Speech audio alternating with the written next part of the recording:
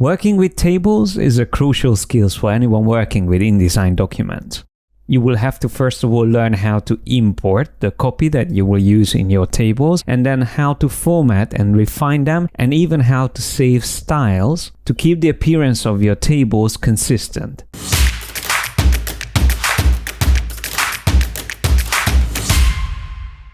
You can use the table example document to see how a table is set up, but we will be starting from scratch with an empty document. So that's what I'm going to do now. I go to File, New Document, and I'm just going to create an A4 landscape format document. I will click Create, and then what we will do here is to go to the Table menu and choose Create Table. Once I do that, I can type in exactly how many rows and columns I need. We will need 7 columns, and for the body rows I'm going to just keep 4 for now, but what I will also set is a header row. Now I will come back to explaining what that means, but we will just need 1 of that and no footer row necessary in this case. So you can already see that there is an option here called Table Style, and in case I have a style saved, I could already start this table by having it formatted in a certain way. Because we don't have this style saved yet, we will just start with a blank new table. By clicking OK, I can now click and drag and define the area within which I want this table to be created. So once I do that, you will see that it will be split into 7 columns and 5 rows, out of which the first row is our header row, where we will see the information of what each of these columns represent. If you have older versions of InDesign, so not the Creative Cloud version, you will have to first create a text frame and then start this process of using the Create Table option. So having a frame created first is necessary in older versions. In the new one, you don't have to do that. You can just start straight away from the Table menu and choose Create Table. So once we have a table, there's a couple of things we can do with it. First of all, it behaves like a frame, so I can start adjusting the frame itself. And soon you will notice that the columns and rows don't immediately interact with the changes to the frame. So in this case, the frame is still the container, but the content is the table. So again, it's a similar relation like images or text, that the content and the container, although are grouped together, they don't actually change simultaneously all the time. Some things you have to do manually. So for example, if I want to make changes to the width of these columns and I want them to fill the whole page, I would have to first of all make my text frame bigger. Then select one of these columns, maybe start with the one on the right, and drag it out all the way until it fills in the frame. And now if I select all of these cells, which you can do by going to the top left corner of your table, and once you see this cursor, you can then click to select all of the table, all the cells inside it. Once having all of them selected, you can right click and choose Distribute Columns Evenly. That way you manage to increase the area that you can use for your columns. And the same thing goes for rows as well. So if I reduce the height of the first row, I can then select the whole table once again and then right click, Distribute Rows Evenly. And then you can see that the remaining height is now distributed evenly.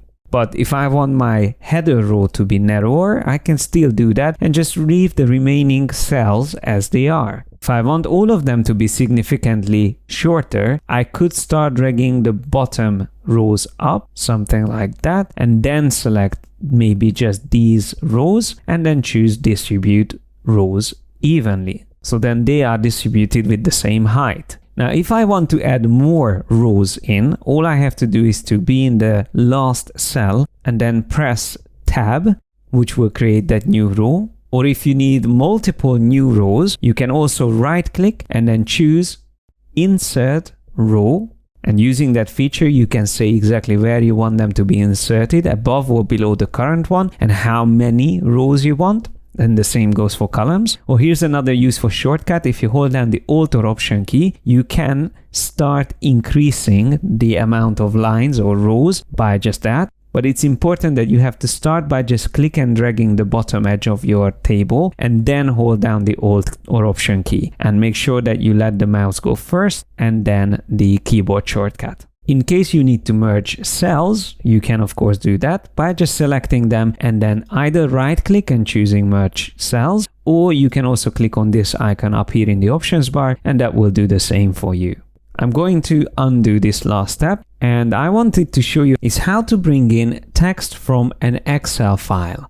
And make sure to populate all that data that's coming in into your predefined cells. So one preference you have to make sure you check before you do anything is from the clipboard handling, which is from preferences under InDesign or edit if you are on PC. And then within that, you want to have the all information selected when pasting text and tables from other applications. So not just the text, but you want all information, and that can be very useful. And now if I switch to the Excel file that is included in the exercise files, you have to go to sales orders sheet and select maybe the first 4 lines, then copy them, and then when you come to InDesign, you don't want to select your cells just yet. Simply press Command V or Control V to create a new text frame. So when you do that, as you can see, this comes in as a new table in which we have all that information. Now that I have it in InDesign, I can highlight all these lines and cells, copy them, and then come to my other frame or other table and double click inside and highlight the exact amount of rows for which I have the information prepared. And then when I press Command or Control V, it's going to distribute the data into these cells.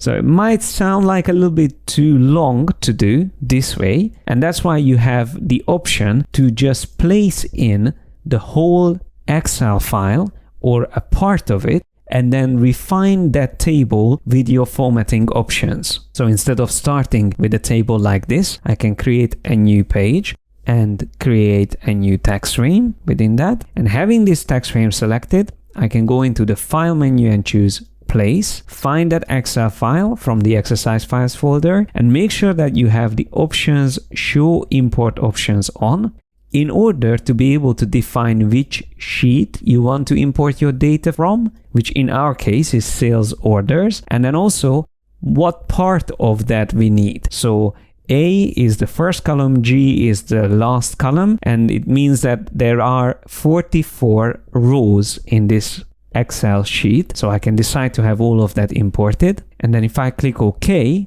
it will automatically fill that information into this table. And notice that if there's not enough space, the remaining information will be hidden as overset text, which means if I click on that and click here on the side, I can start a new table and then the information continues. Similarly to a normal threaded text, this will act as a story. So if I reduce the size of the first frame, the text can flow back and forth. So each of those rows will move between these frames and it will continue until I have all of the rows visible. Now, if I want to save time and I want to avoid having overset text whenever I import tables, there's actually a much better way of doing this. So I'm just going to start another new document just so you can see it from scratch.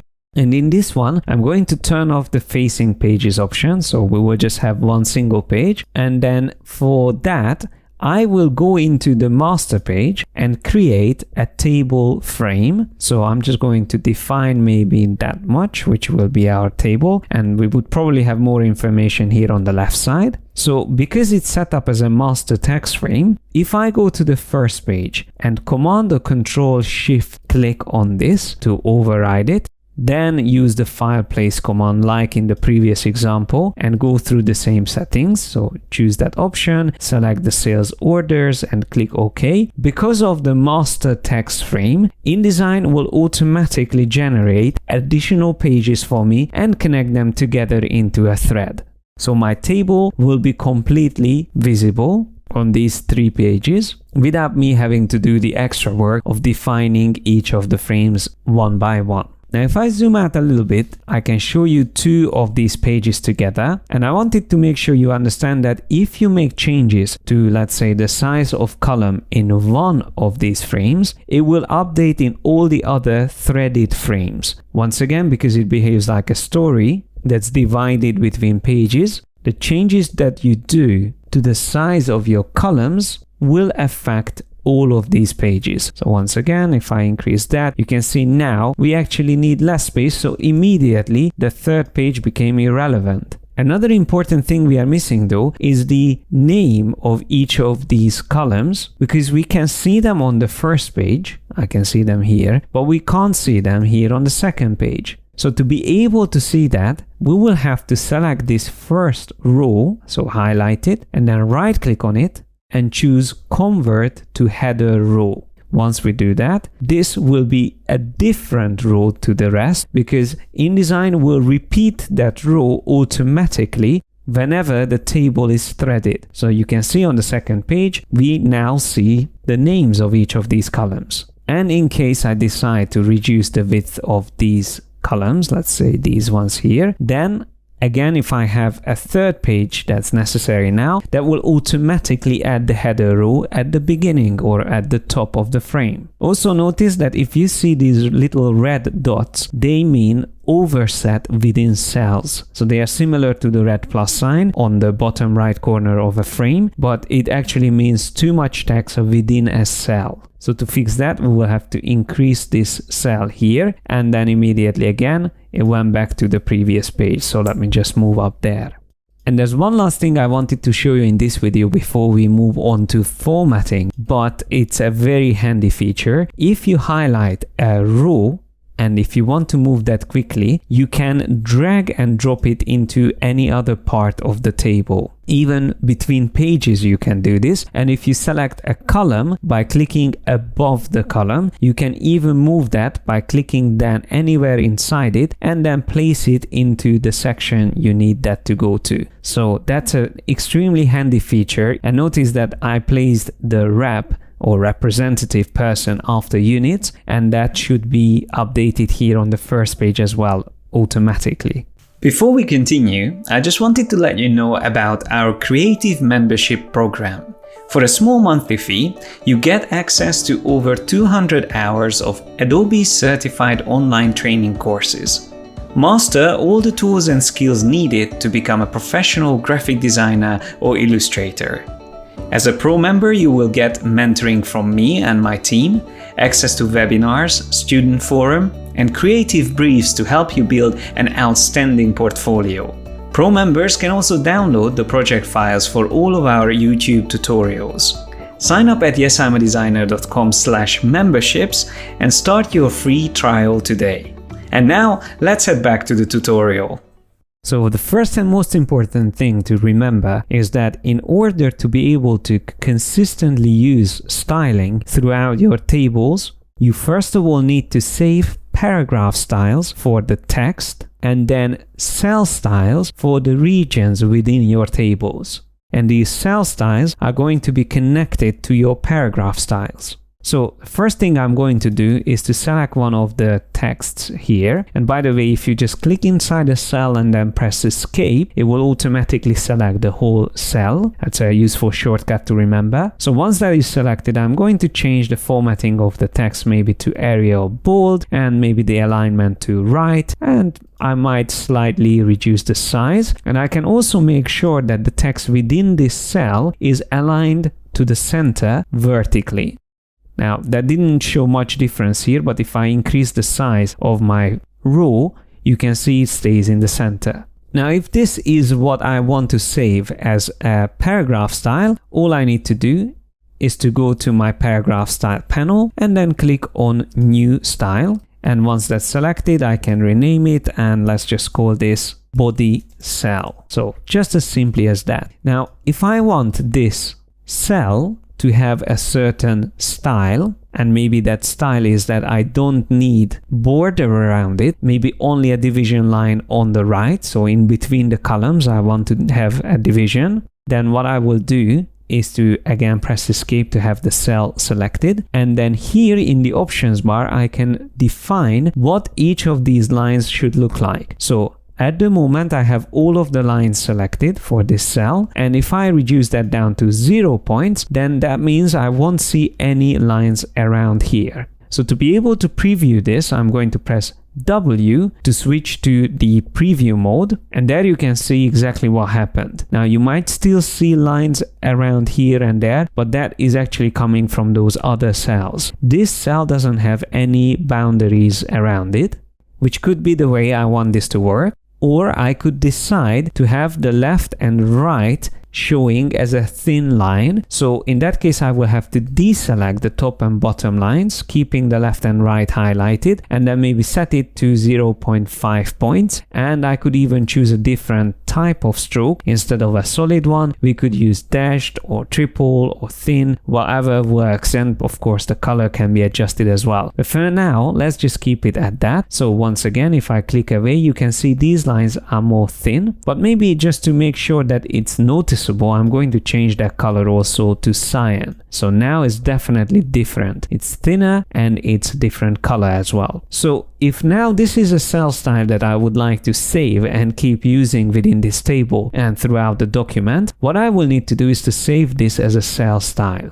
So the copy formatting is saved as a paragraph style, but the graphic look of this cell will have to be saved here in the options bar. From this drop down, you can choose new cell style, and I'm going to call this one as well body cell. So notice that if I go to the text section, it just have a couple of basic things here, like the align center, which we used. But if I go back to general, that's where I can make sure that the formatting of the copy remain using that paragraph style that we saved earlier. So I'm going to select that as well. Now if I click OK, I can easily highlight multiple lines or rows, and then all I have to do is from this drop down choosing that cell style, which will not only update the formatting of the cells, but also the copy will be immediately changed to that paragraph style that was connected. Now let's say I want my header row to have a different style as well. So I'm just going to select one of these here, and I will use probably a similar font, Arial Black in this case maybe. I will reduce the size, and I am going to make sure that this cell has a fill color. So I'm going to go to fill colors and maybe choose red, which will look like this. But then the text I want to be white, and I'm going to just highlight the text, select the swatch option and switch from the cell to the text and set that to paper. So that is the cell style maybe that I'm going to use. But one last thing is maybe that I'll set the alignment of the text to center.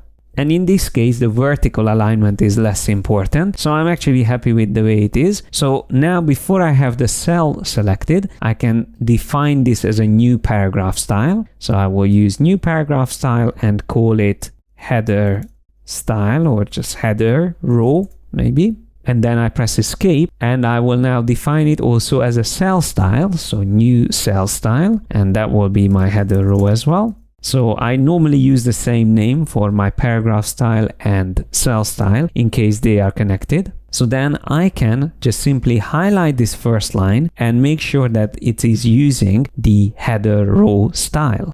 But one thing that you notice one update is the paragraph style, because that wasn't connected. Even though I saved it, by default it's not connected. So you have to always make sure that you go into your cell styles, which you can find from the window menu, styles, cell styles. So there's that panel. And within that, if I right click and edit the header row, remember to always manually assign the saved paragraph style to the cell style. So choosing header row, I can now click OK, and then obviously this will update here as well. And if I go to my second page, the header row will automatically be used with the same cell style throughout the whole table. But what happens to the body rows? So you can see that they are only applied on the areas or rows where I manually assign them. But how can we automatically assign the body cell to all the body cells within the table? Well, for that, we will need to create a table style as well. So first of all, I'm going to highlight the whole table and then go to Table Styles panel and choose New Table Style,